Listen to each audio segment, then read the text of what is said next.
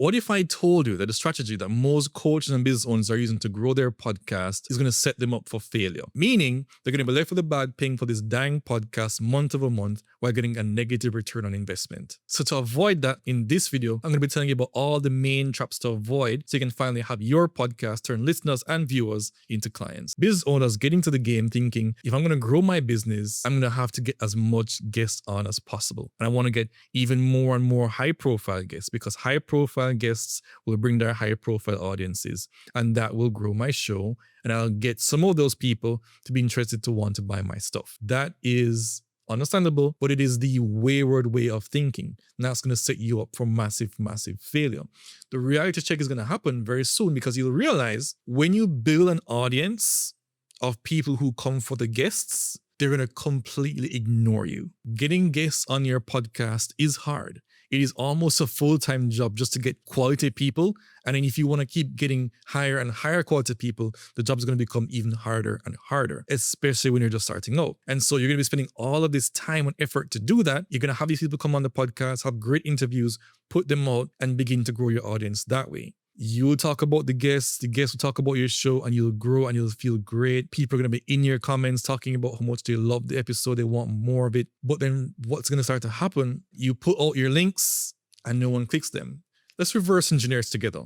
Think about the mindset of a person who's listening to a podcast that's only focusing on interviews. Now, let's say someone's looking for, how do I lose the next 10 pounds? They're at the tail end of their weight loss journey. They want to lose 10 pounds. They're looking on YouTube for a podcast, second on Spotify for a podcast. They're going to see your podcast pop up. You're interviewing a guest who talks about it. There's something in that title that answers a problem that they have.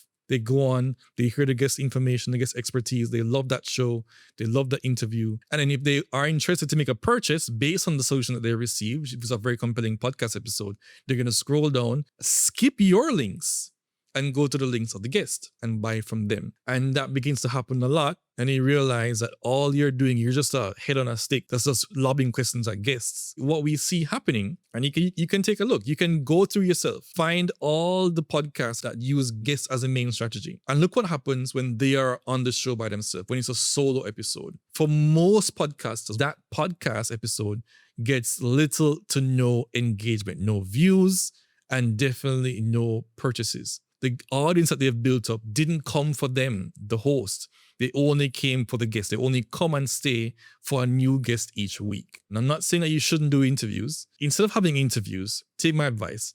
Have conversations. Have conversations where there's a back and forth, where you are sharing your perspective, sharing your viewpoint, and also you're allowing the person to share.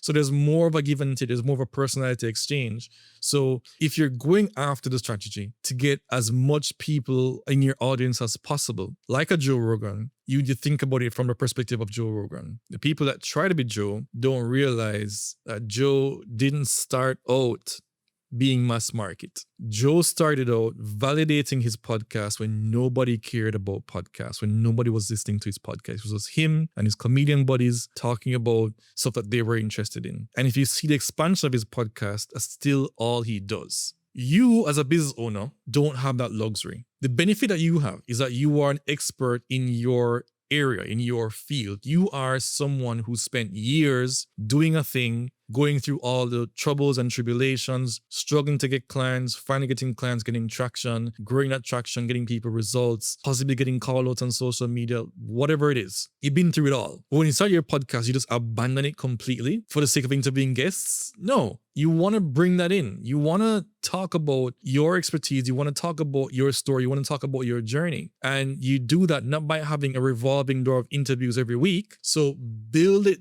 with the foundation of your story and expertise from the ground up. Talk about the things, or talk with the people who are in your industry. Talk about the things that you find interesting, that you resonate with, the problems that you can solve. And then you can start to build on the interviews on top of that within your niche first, within the area which you want to help your clients the most in, and then expand from there. Now, beyond just interviews and self-conversations, we can see that the entire strategy, the entire plan that they're modeling is setting them up for negative growth. This is revealed in the topics that they are choosing. If you want to attract premium clients, Pick topics that premium clients care about, that solve premium clients' problems. Don't just go on the podcast apps or go on YouTube and look for the title and thumbnail variation that get the highest amount of views on this thing.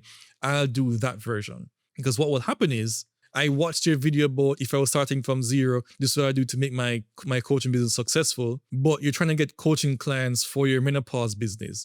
You're not trying to be a business coach. You get a lot of people coming in and be like, yeah, I love this advice about how you did this. Let me go to your channel. Let me go to your podcast feed, and then they'll see all the stuff about menopause. And you're like, okay. They'll see all the stuff about fitness. They'll see all the stuff about building a drop shipping business. And be like, okay, well, that's not what I came for. I came for this one type of content. And so you go and you find, here are the 10 high performing videos that you want to make. And you make those videos, and they're all disconnected. And so you bring an audience in for each individual video, but there's no overlap. There's no cohesion. None of those people are resonating with what you're really trying to help them with in your business. You really need to think about your content and your strategy from a community perspective, meaning you're trying to build a community. When you think about Jesus, and you think about he was building his disciples to then go out and spread his word. He was very intentional about the types of people he was bringing and the type of people he didn't want to attract. Where he went to speak and the people he spoke to and the things that he said was all intentional to target and attract the right people. He wanted the poorest among us. He wanted the weakest among us. He wanted the most disenfranchised among us. He wanted the sickest among us.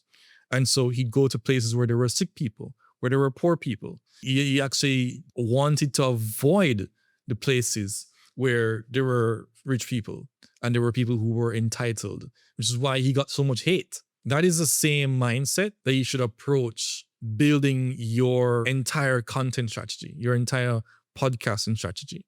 When you think about who it is that you want in your community and you think about who you don't want in your community, then what will come to you is, what do they want to hear or what do they not want to hear? If you're Donald Trump, you know exactly the type of things that the left says that you don't want to say, that you want to say the opposite of. And you want to call out the people on the left saying those things, because that will then attract the people on the right to you and make them resonate with you even more, because they also are taking offense. They also are against what the left is saying. You're not trying to attract the largest amount of people possible. You want to start with your 12 disciples, and then people will begin to be attracted to that core.